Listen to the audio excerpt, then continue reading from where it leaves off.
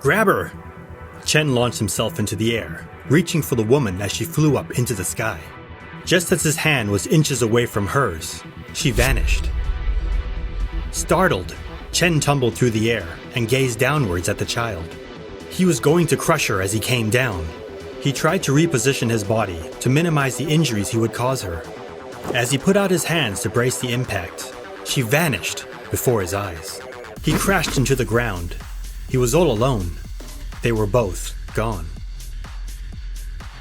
Are you okay? Am I okay? Does it matter? Of course I'm okay. How about asking about that lady who just vanished into thin air?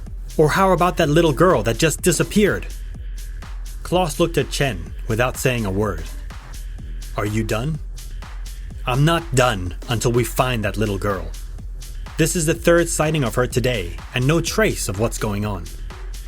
Behind Chen's head, the skies opened and a body fell from the sky, crashing into the ground, hard. Chen and Kloss ran over to the body. It was the woman who had just disappeared. Her body was mangled and broken, possibly from the impact, or possibly from something else. Her neck looked broken, and a large puncture had torn her cheek open. Kloss bent down and pressed his fingers to her carotid artery. Nothing. She was dead. He looked back at Chen and shook his head. Wrap it up. We're done here. Amnestics Class B. Let's get out of here. Welcome back. Today I bring you SCP-2468, Wounded Child. Don't forget to like and subscribe. So, what do we know about this thing? Not a whole lot, really. An injured child turns up asking for help. Usually, lacerations around the throat and bruising to the body. The moment someone gets close enough to help, they float up into the air and vanish, just as the child does the same. But sometimes, the person who tried to help rematerializes. Yes, but so far, none have survived long enough to tell us anything. So, we need to somehow keep the helper alive long enough to get some answers. Well, yes, that's the obvious approach. That sounds like another way of saying, of course, Chen, you're missing the point again. Not quite, but close.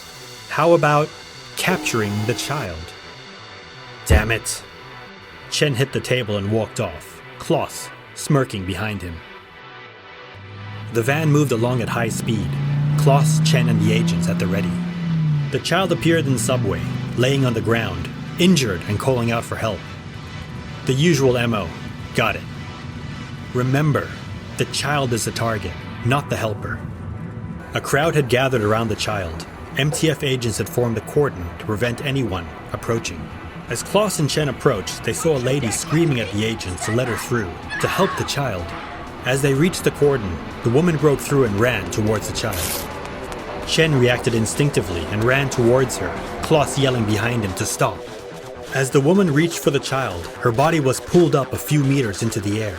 Chen slid forward towards her, but grabbed the child, ignoring the woman. The child's body pulled up into the air, Chen moving up with it. From the side, an MTF agent grabbed onto Chen's foot, arresting his ascent upwards. For a moment, he just dangled in the air, hanging off the child. Then, the child's neck broke, and they fell to the ground. What do you make of it? Dead. Brilliant, Doc. Absolutely brilliant. What was your first clue? The broken neck or the lack of a pulse? You know, Chen, every time you do this, and every time I have to put you in your place, that child was dead long before we got to the subway. It's being manipulated by some unknown force. For what reason? To capture other humans, seemingly. But why? I don't know. Sounds like it's high time we found out. My thoughts exactly. The latest sighting had been in Ohio. They'd be there soon. Remember, don't be the hero.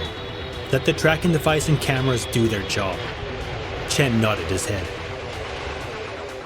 The child laid on the embankment by the river, a bridge passing overhead. The agents prepared the D-Class. Cameras, microphones, GPS trackers, the lot. Okay, you understand what to do?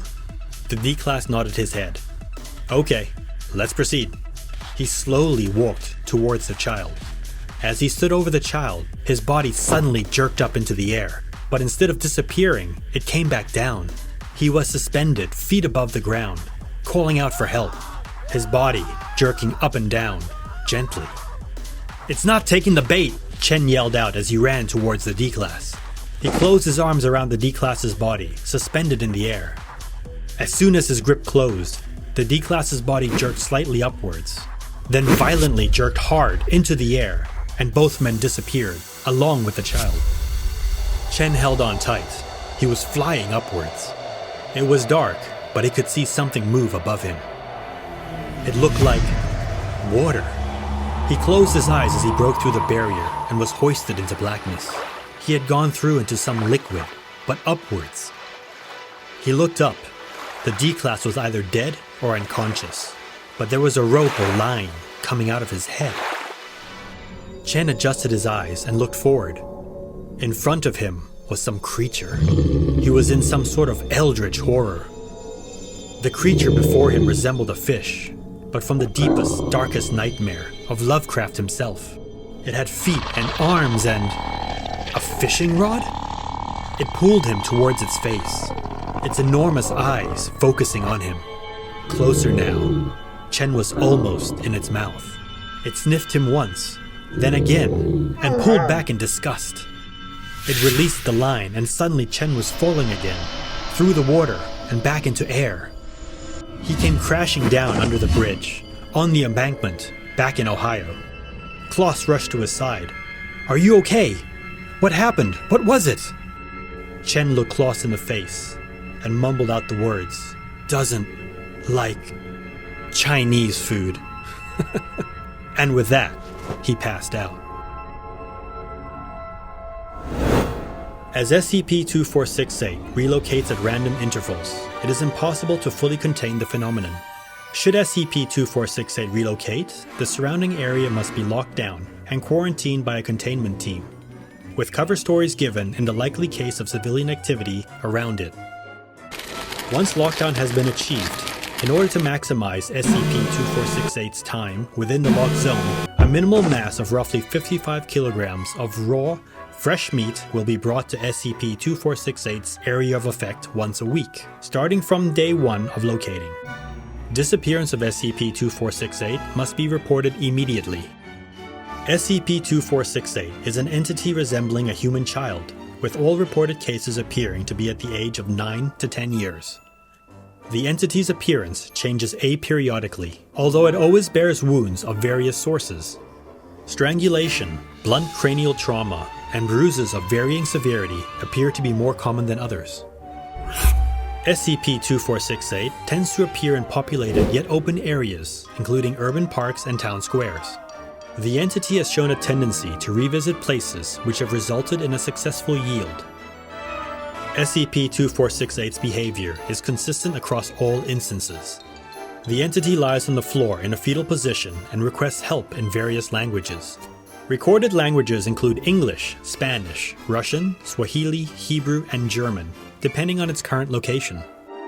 Upon reaching a distance of 35 centimeters from SCP-2468, organic objects are lifted by an unknown force to a height of approximately 2 meters and dematerialize completely, along with SCP-2468. The entity returns to the area after roughly 2 minutes.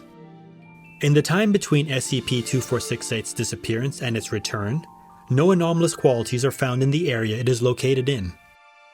Testing has shown that SCP-2468 disables all electronic devices, including GPS trackers and wireless cameras. Retrieved electronics have shown signs of water damage, even in waterproof objects. SCP-2468 has been responsible for the disappearance of 16 individuals so far. Out of those, 4 have returned. All 4 subjects were reported to have a mass of roughly 55 kilograms or less prior to disappearance. All subjects were found in a catatonic state, and 2 expired prior to questioning. Although seemingly intended to capture humans, SCP-2468 will accept any type of meat with a mass above 55 kilograms. Raw and fresh meat has been proven to contain the anomaly in the area it's been found in, longer than frozen, cooked, or expired meat. Inorganic objects not in contact with organic objects are not affected by SCP-2468. Fishing is an age-old tradition, not only a means of survival, but also a way to reconnect with nature and simply have a good time. Of course, that all depends if you're the fisherman or the bait. As always, have a care and remember to subscribe, like, and share, if you would. Until next time, farewell.